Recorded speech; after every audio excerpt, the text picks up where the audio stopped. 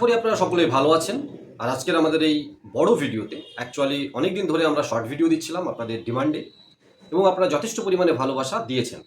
যদি চ্যানেলে প্রথমবার এসে থাকেন অবশ্যই ভিডিওটা স্কিপ না করে সম্পূর্ণ দেখবেন। ভালো লাগলে লাইক শেয়ার করতে ভুলবেন না। আর সাবস্ক্রাইব এই জন্য করতে পারেন যে এই ধরনের ইনফরমেটিভ ভিডিও নোটিফিকেশান যেন সবার প্রথমে আপনার কাছে পৌঁছে যায়।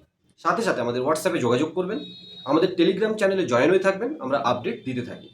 আর আমাদের DigiNext pay next generation payment solution বলে একটা ফেসবুক পেজ আমরা খুলেছি, যার লিঙ্ক আমরা টেলিগ্রাম চ্যানেলে দিয়ে দিয়েছি, ওখানেও জয়েন হয়ে থাকবেন। ওখানেও কিন্তু আপডেট করতে থাকবো। দেখুন, ইউটিউবে আসার কারণ আমরা প্রায় 4-4.5 বছর ধরে ইউটিউবে রয়েছি। ধরুন আমাদের এই চ্যানেলে আইএনডি টেক জোনে আপনাদেরকে সচেতন করার কাজ করি। সাথে সাথে আপনাদের প্রয়োজনে আমাদের প্রয়োজনে বিভিন্ন কোম্পানির মনোপলি এবং ডিস্ট্রিবিউটরদের ভাতে মেরে দেওয়ার যে পলিসি, ঘৃণ্য পলিসি, তার বিরুদ্ধে আমরা কিন্তু পোর্টাল বানিয়ে কাজ করছি, এবং আপনারা আমাদের সাথে জুড়ে খুব সুন্দরভাবে কাজ করছেন। সেটা লোড নেওয়া পোর্টাল ফিনসফট হোক বা ইপিএস করে অন্যান্য সার্ভিস আউটপুট দেওয়া ডিজিনেক্সট পে হোক। আমরা এখনও তত বড় কোম্পানি নই যে ডাইরেক্ট ব্যাংকের সাথে কাজ করব, তবে অনেকগুলো মান্যতা আমরা নিয়ে নিয়েছি, প্রাইভেট লিমিটেড থেকে শুরু করে জিএসটি থেকে শুরু করে ডান্স থেকে শুরু করে, এবং খুব তাড়াতাড়ি বিবিপিএস এর যে এজেন্ট ইনস্টিটিউশন লাইসেন্স হয় সেটাও কিন্তু আমরা পেতে চলেছি, আরও সুরক্ষার সাথে আপনাদের সাথে লম্বা টাইম চলবো বলে।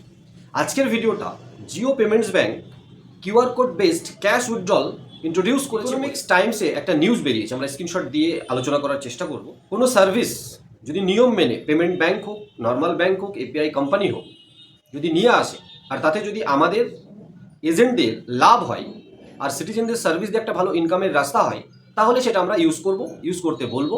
না হলে কখনো নাম নিয়ে কখনো নাম না নিয়ে বিরোধিতা করব। জিও পেমেন্ট ব্যাংক এখন অ্যালাউ করছে কাস্টমারদের ইউপিআই বেসড ক্যাশ উইথড্রলে। Customer can scan UPI code scan করে বিজনেস করেসপন্ডেন্টের মাধ্যমে, মানে আপনার মাধ্যমে ক্যাশ উইথড্রল নিতে পারবে।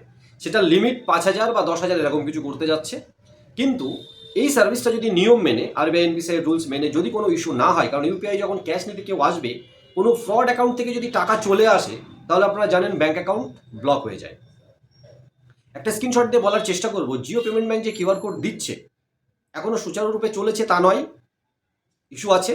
কিন্তু ইন ফিউচারে যদি আরও কয়েকটা কোম্পানি, আমাদের কাছে পোস্টারও এসছে আপনাদের মাধ্যমে, কিন্তু যেহেতু আমরা নিজেই ওই সমস্ত কোম্পানির অপোনেন্ট সার্ভিস দিয়ে থাকি, মানে একই সার্ভিস যেহেতু অপোনেন্ট, আমরা সেই কোম্পানির নাম নিয়ে ফ্রিতে প্রমোশন করব না।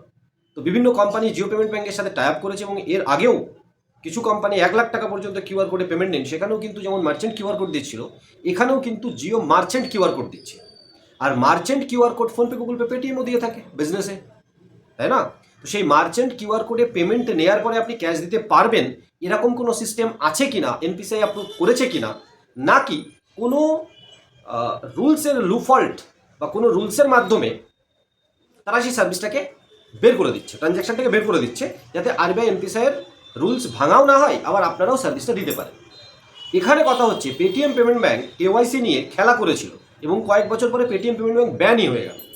আমরা এখনই জিও পেমেন্ট ব্যাংকের এই ইউপিআই ক্যাশ উইথড্রলের বিরোধিতা করছি না, কিন্তু যেহেতু নিজে পেমেন্ট ব্যাংকের কমপ্লায়েন্স আরবিআইয়ের নজরে আসতে 4, 5, 8, 10 বছর লেগে যেতে পারে। যেখানে আমরা যে এপিআই কোম্পানির মাধ্যমে কাজ করি, যেহেতু তার উপর একটা ব্যাংক থাকে, আমরা যে ইউপিআই মানি ট্রান্সফার সার্ভিসটা দিয়ে থাকি, অনেকে বিরোধিতা করতে পারেন, সেটা তাদের ব্যাপার। নিশ্চয়ই আমাদের সেই এপিআই কোম্পানি ব্যাংকের রুলস অ্যান্ড রেগুলেশন এবং কমপ্লায়েন্স মেনে সার্ভিসটা দিচ্ছে। এবারে ব্যাংক যেহেতু মাথার উপরে রয়েছে, সেহেতু এপিআই কোম্পানিকে টাইম টু টাইম একটা 3 মাস 6 মাস পরই কমপ্লায়েন্স ফুলফিল করতে হয়, নাহলে সার্ভিসটা বন্ধ হয়ে যাবে। আমরা প্রায় 2 বছর ধরে চালাচ্ছি দুটো পোর্টালে। তার মানে আমাদের যে এপিআই কোম্পানি ব্যাংকের যে কমপ্লায়েন্স সেটা ঠিকঠাক ফুলফিল করছে, এটা আমাদের আশা। তবে আপনারা ভালোভাবে সার্ভিসটা ইউজ করতে পারছেন। এখানে খেলাটা হচ্ছে জিও নিজে পেমেন্ট ব্যাংক, অতএব আরবিআই জিজ্ঞাসা না করা পর্যন্ত কাউকে কমপ্লায়েন্স দিতে হচ্ছে না, যেটা পেটিএম পেমেন্ট ব্যাংকের ক্ষেত্রে হয়েছিল। যদি ওই কেওয়াইসি নিয়ম ভাঙাটা কোনো এপিআই কোম্পানি করতো, পেটিএম পেমেন্ট ব্যাংক ওপরে থাকতো, তাহলে কিন্তু 3 মাস 6 মাস পর ব্যাংক কমপ্লায়েন্স নেয়, ডিজিটালি ফিজিক্যালি। যেটা আমাদের এই ক্ষেত্রেও, আমাদের এপিআইয়ের ক্ষেত্রেও প্রত্যেক 3 মাস 6 মাস অন্তর অন্তর আমাদের কিছু ডিটেলস দিতে হয়, এপিআই কোম্পানি কিছু ডিটেলস কালেক্ট করে ব্যাংকে কমপ্লায়েন্স ফুলফিল করে দেয়। কিন্তু ডাইরেক্ট যখন ব্যাংকের সাথে আপনি কাজ করছেন, জিও পেমেন্ট ব্যাংক বা এসবিআই বা অন্যান্য ব্যাংক, তাদের কমপ্লায়েন্স কিন্তু 5, 6, 7, 8, 10 বছর পরে হয়তো আরবিআই ধরতে পারলো। বুঝতে পারছি কথাটা? সেই জন্য ডাইরেক্ট ব্যাংক কোনো ইললিগাল অ্যাক্টিভিটিস লম্বা টাইম চালিয়ে যেতে পারে।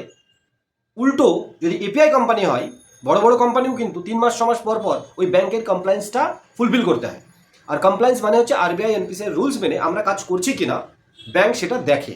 আশা করি বোঝাতে পেরেছি যে ইউপিআই ক্যাশ উইথড্রল সিস্টেমটা কেমনভাবে চলবে, কেন চলবে না, এটা নিয়ে আপনারা কমেন্টস করবেন, আলোচনা হবে এবং আমরা আরও ভিডিও নিয়ে আসবো। যদি নিয়ম মেনে এই সার্ভিসটা চলে আমরাও জিও পেমেন্ট ব্যাংকের সাথে জুড়ে যাব। আজ এয়ারটেলের সাথে কাজ করছি, আইসিআইসির সাথে কাজ করছি আলাদা আলাদা সার্ভিস নিয়ে, কাল জিও পেমেন্ট ব্যাংকের সাথেও জুড়ে যাবো যদি ইউপিআই ক্যাশ উইথড্রল দেওয়া যায়। আশা করি এই ছোট্ট ভিডিওটার মাধ্যমে বোঝাতে পারলাম যে Jio payment bank UPI cash point নামে এনেছে, তার মানেই সেটা একদম পারফেক্টলি রাইট চলছে বা পারফেক্টলি রাইট নিয়মে চলছে সেটা কিন্তু আমরা এখনই বলতে পারছি না। আবার বিরোধিতা করারও কোনো জায়গা নেই, কারণ কোনো সার্ভিস যখন কোনো ব্যাংক এনেছে, পেমেন্ট ব্যাংক, তারা আরবিআই এনপিসিআই রুলস মেনেই এনেছে।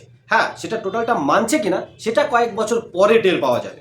আমি আবার বলবো, মার্চেন্ট কিউআর কোডে পেমেন্ট নিয়ে ক্যাশ দেওয়ার কতটা অধিকার আপনার আছে, কারণ মার্চেন্ট কিউআর কোডে জিনিস বিক্রি করে পেমেন্ট নেন, মানে আপনি ক্যাশ নিয়েছেন মার্চেন্ট কিউআর কোডে মানে কোনো জিনিস বিক্রি করেছেন, এটা হচ্ছে অ্যাকচুয়াল রুলস। তার মানে কোনো না কোনো পলিসির মাধ্যমে এই ট্রানজাকশনটাকে দেখাবে না বা দেখানোতে ইগনোর করতে হবে আরবিআই এনপিসিআইকে। যদি কখনো আমার মনে হয় আরবিআই এনপিসিআই এর মাধ্যমে ইউপিআই ক্যাশ উইথড্রল সিস্টেম আসে, তো UPI cash withdrawal QR code বলেই আসা উচিত, মার্চেন্ট হিসাবে নয়। ভিডিওটা আর বড় করবো না, ছোট্ট একটা আলোচনা ছিল। আশা করি লাস্ট পর্যন্ত ভিডিওটা স্কিপ না করে দেখেছেন, ভালো লেগেছে। আর ভালো লাগলে লাইক শেয়ার করতে ভুলবেন না। চ্যানেলে প্রথমবার এলে সাবস্ক্রাইব করে পাশে থাকবেন, কারণ এই সমস্ত ভিডিও আমরা কন্টিনিউ আনতে থাকি। নোটিফিকেশন সবার প্রথমে আপনার কাছে পৌঁছে যাক, এটা আমরা চাই।